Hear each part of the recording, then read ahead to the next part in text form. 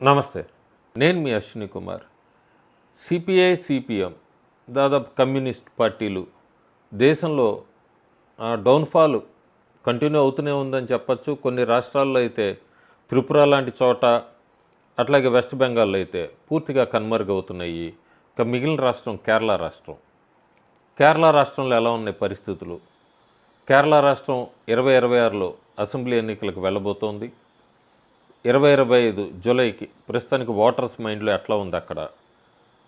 అభివృద్ధి డెవలప్మెంట్ని చూసి ఓటేస్తారా, లేదు ఎప్పటి నుంచో left democratic front versus United democratic front UDF, ఈ రెండింటి మధ్య, అంటే కాంగ్రెస్ వర్సెస్ కమ్యూనిస్ట్, వాళ్ళిద్దరిలో ఎవరికైనా అవకాశం ఇస్తారా? గత కొన్ని సంవత్సరాలుగా ఒకసారి ఎల్డిఎఫ్ అయితే ఒకసారి యూడిఎఫ్ ఉంటుంది. అట్లా ఏమన్నా ఉందా? మార్పు వచ్చిందా?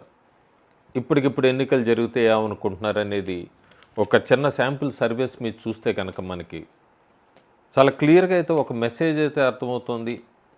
ప్రస్తుతం ఉన్న గవర్నమెంట్ మీద చాలా వ్యతిరేకత ఉంది. యాంటీ ఇన్కంబెన్సీ క్లియర్గా ఉంది, హైగా ఉంది, ఎక్కువ ఉంది.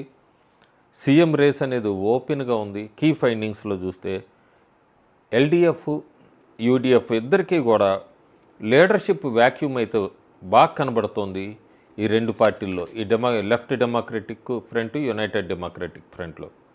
కానీ కేరళ వాళ్ళు చాలా తెలివిగా ఓటేస్తూ ఉంటారు. ఎవరో ఒకళ్ళే ఉంటారు, సెంటర్లో కలిసి ఉంటారు. రాష్ట్రంలో వీళ్ళిద్దరూ ప్రతిపక్షాల కింద పోరాడినట్టుగా మూడో పార్టీకి స్పేస్ ఇవ్వరు. అది గత 40-50 సంవత్సరాలుగా అక్కడ చూస్తున్నది. కానీ లీడర్షిప్ క్రైసిస్ మాత్రం ఈసారి బాగా కనబడుతుంది. సో ఎలా ఉంది యాంటీ ఇన్కంబెన్సీ? ఎంత పర్సెంట్ ఉంది? 48% మంది పైన రెస్పాండ్ అయ్యారు. పూర్తిగా హై యాంటీ ఇన్కంబెన్సీ. ప్రస్తుతం ఉన్న పినరన్ విజయ్ గవర్నమెంట్ మీద అయితే యాంటీ ఇన్కంబెన్సీ 48% మంది అవునని చెప్తున్నారు. 35% మంది ప్రోగా ఉన్నారు, పర్వాలేదు గవర్నమెంటు విజయంది అని చెప్తున్నారు. కానీ ఈ 48% అనేది చూస్తే మాత్రం కేరళ ఒక సిగ్నల్ ఇస్తోంది చేంజ్ కోసం అన్నది. అక్కడ లోకల్గా పనిచేసే వారి నియోజకవర్గ ఎమ్మెల్యేల పనితీరు ఎలా ఉంది అని అడిగినప్పుడు ఇదే క్రూషియల్ ఫ్యాక్టరు. 62.6% మంది మా ఎమ్మెల్యేల పనితీరు సరిగ్గా లేదు, పూర్తి వ్యతిరేకంగా ఉన్నారు లోకల్ ఎమ్మెల్యేస్ మీద.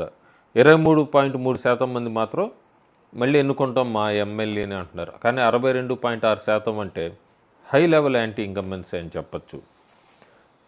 పార్టీ ట్రస్ట్, మీరు ఇప్పుడు కేరళ ఫ్యూచరు ఎవరైతే బాగుంటుంది, ఎవరు అభివృద్ధి చేయగలరు కేరళని అని ఓటర్స్ని అడిగినప్పుడు యూడిఎఫ్, యునైటెడ్ డెమోక్రటిక్ ఫ్రంట్ మీద 38.9% మంది యూడిఎఫ్ అయితే కేరళని అభివృద్ధి చేస్తుందన్నారు. ఎల్డిఎఫ్ 27.8% మంది ఎల్డిఎఫ్ అన్నారు. Key crucial significant factor NDA వైపుకి 23.1% మంది మొగ్గు చూపుతున్నారు. ఇది కేరళలో ఒక చాలా పెద్ద మార్పు అని చెప్పచ్చు, సిగ్నిఫికెంట్ చేంజ్ అని చెప్పచ్చు. ఎన్డీఏకి ఆల్మోస్ట్ ఎల్డిఎఫ్కి ఎన్డీఏకి గ్యాప్ కవర్ అవుతూ వస్తుంది. సో 23.1% అంటే చాలామంది కూడా కొత్త చేంజ్ మొదలైంది కేరళలో. ఎన్డీఏ వైపు కూడా, అంటే 3 పార్టీ కాంటెస్ట్ అవబోతుందా అనేది కూడా మనం వేచి చూడాలి. సీఎం ఫేస్ కింద ఎవరైతే బాగుంటుంది? ఈ మధ్య కాంగ్రెస్ పార్టీలోనే 4 సార్లు ఎంపీగా గెలిచి కాంగ్రెస్లో ఉంటారా, బీజేపీలోకి వస్తారా అన్న ఊహాగానాలు విపరీతంగా వినపడుతున్న పేరు శశి థరూర్ని యూడిఎఫ్ పార్టీ సీఎం ఫేస్కి అయితే 28.3% మంది ఆయన ఉంటే బాగుంటుందని యూడిఎఫ్ వాళ్ళు మొగ్గు చూపుతున్నారు. అయితే ఇక్కడ ఇంకో ఫ్యాక్టర్ ఉంది, 27.1% మంది అన్డిసైడెడ్గా ఉన్నామని చెప్తున్నారు.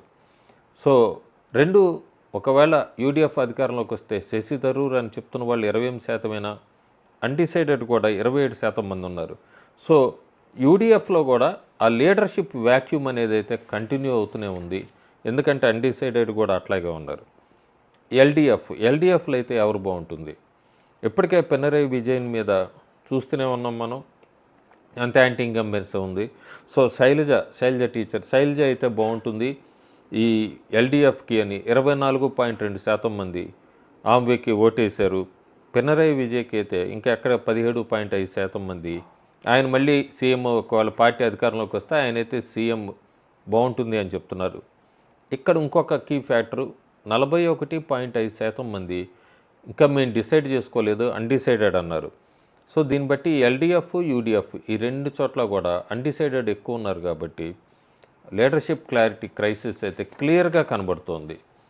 ఇంకా వీటన్నిటికన్నా కూడా బీజేపీ లేదు ఎన్డీఏ 2029, 2026 అసెంబ్లీ ఎన్నికల కన్నా కూడా 2029 లోక్సభ మీదే ఖచ్చితంగా ఫోకస్ పెడుతుంది కేరళంలో ఎన్డీఏ పార్టీ.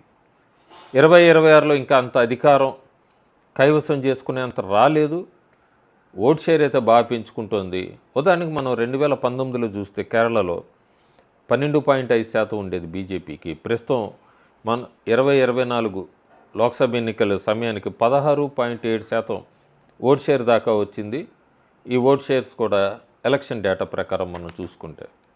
సో బీజేపీ అక్కడ ప్రస్తుతం కేరళలో ఓట్ షేర్ పెంచుకుంటూ వెళ్తోంది. కానీ ఎన్ని సంవత్సరాలు ఎట్లా అనేది అయితే ఇంకెవరు కలుస్తారు ఇవన్నీ మనం వేచి చూడాలి 2029 దాకా. ప్రస్తుతం 2026 లోక్సభ 2026 అసెంబ్లీ ఎన్నికల కన్నా కూడా మెయిన్ స్ట్రీమ్ అంతా కూడా 2029 మీద ఫోకస్ పెట్టినట్టుగా కనబడుతుంది అక్కడ. దీనికి కారణం కూడా చాలా ఉంది. 2024 లోక్సభ ఎన్నికల్లో ఒక 4 పార్లమెంట్ స్థానాలు ఖచ్చితంగా గెలుచుకుంటుంది కేరళ నుంచి అని అందరూ అనుకున్నారు. దగ్గరలో చేజారిపోయింది. తిరువనంతపురం, అట్లాగే అట్టింగలు, అలాతూర్, తిరుసూర్.